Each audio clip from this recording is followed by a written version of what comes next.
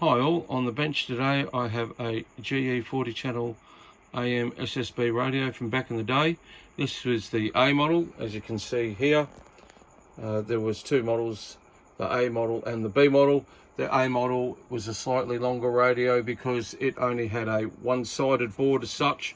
The B model had the twin board, and that's the board that usually causes most of the drama with certain cap leaking on the underside, yeah, going through the traces, the electrolytic would slowly leak out over the course of the years and chew away the traces. So this board, or these boards, don't suffer from that, and yeah, hence that the radio itself fired up pretty well. There's plenty of B model radios out there that don't work, you know, and whether it be a GE, it could be a Midland. I've got, I did a video before of a Craig that I've got here, a Craig base station that that's got the same Cybernet board, and yeah, they those twin boards are nothing but trouble. A lot of people rave on about the twin board GEs. I don't know why. That I don't think there's any difference in performance. It was just the PCB was top and bottom. This board here was virtually probably the same board, but just everything was on the underside, I suppose, and they made the radio a bit longer. So yeah, I don't know what all this hysteria is about in the B model. Great looking radio. This one's fairly dirty. It's I would say, judging by, and these are not gold knobs by any stretch of the imagination. You can see the dirt here. I haven't cleaned this radio, it's just come in. It would have been a smoker's radio, but when I opened up the box, when I got it, I couldn't smell any smoke. I'm sure everyone's bought radios, and the first thing they do that when they open up the box is get a whiff of stale cigarette smoke, and you think, oh God. But sometimes that can be a good thing, because the tarnish protects a lot of the surfaces from, you know, wear and tear and oxidization and everything like that. You can sort of see a bit on here that, yeah, this guy must have been a heavy smoker. Yeah.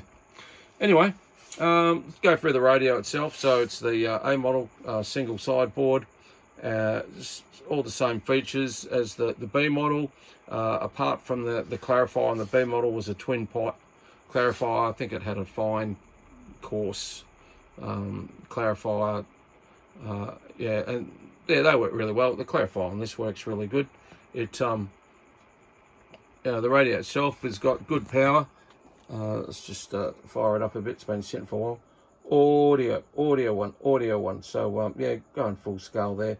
Although the S meters on CB radios, I wouldn't get too carried away with. If I'll just go up to the meter and have a quick look, see what it's doing. This is into a dummy load, so this is gives me a better reading. Audio, yeah, okay, so we can see on sideband audio. Oh no, we're on AM. Okay, what have we got? Dead carrier of 2 watts. Audio, and peaks at 4. So modulation. Audio, yeah, audio's a bit down. I'll just flick it over to sideband. Audio 1 2, audio 1 2. I'll do the normal everyday whistle. Yeah, she's down. Yeah, I've got. I'm talking into a standard microphone, so as you can see, yeah, it's yeah, you got to really talk into this mic. So it might not be just the radio; it could be the microphone itself. One thing that these radios did suffer from was no bloody mic gain. I don't know why a lot of manufacturers didn't have a mic gain. I know it's preset on the board, and you can go in there and adjust it, but I'm thinking that's one thing that most radios need, I reckon, was the mic gain. A lot of radios didn't have mic gains, and it was probably to their detriment when people were buying them. Yeah, everyone liked to wind it up and over-modulate and sound like a big power station and splatter out the next 2 channels either side. Yeah, it's a bit of a pity that this one, and I don't think it'll stand corrected. I don't know if the B model had a mic gain. Yeah, as I said, there's one in the shed. I could always go and have a look, but yeah, for another time. Okay, so that's the basic radio. What I'm going to do is a few of the subscribers have asked me to have a look at the they wanted to have a look at the PCB. So what we'll do now, just quickly have a look. So just sorry about this while I muck around with the radio. As such, I'll turn it off, make sure that I don't do any damage to it. Hang on a moment, I'll just flip it over. It's all hooked up as such. So, and I've undone the screws. You see all the dirt here. That'll wipe off. I'm not even worried about that. It's just to see some of the dirt and muck and everything like that. So I'll just turn the power supply off as well. Make sure that nothing happens. Always pays to be cautious. And I haven't taken this cover off yet. So let's see. Usually the speaker jacks are a bit of a pain in the bum. Yeah, pain in the bum.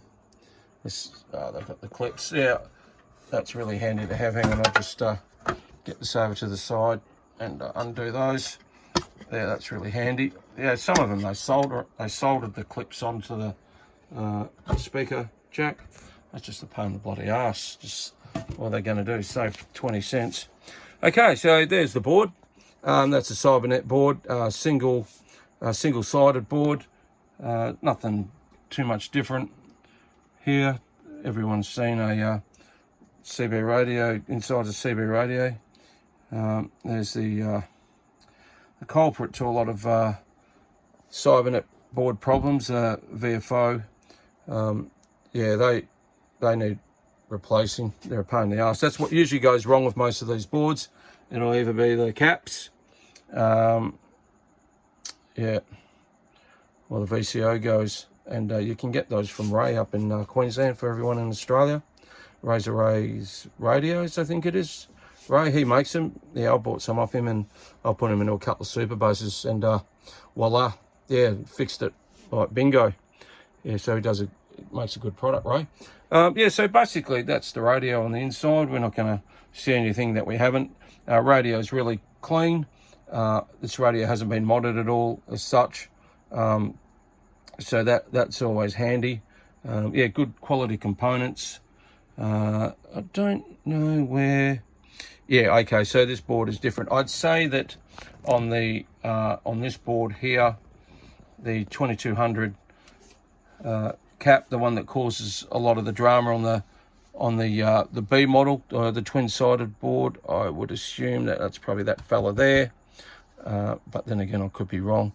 I'd get the schematic off the web. They're pretty easy to get hold of and go through it, but I don't really have to. Crystals there.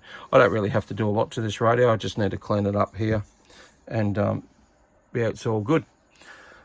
Okay, so that's a look at the GE Model A CB radio from back in the day, and I hope you enjoy the video. Don't forget to give us a thumbs up, subscribe. And yeah, onward and upward to the next one. 73s for now.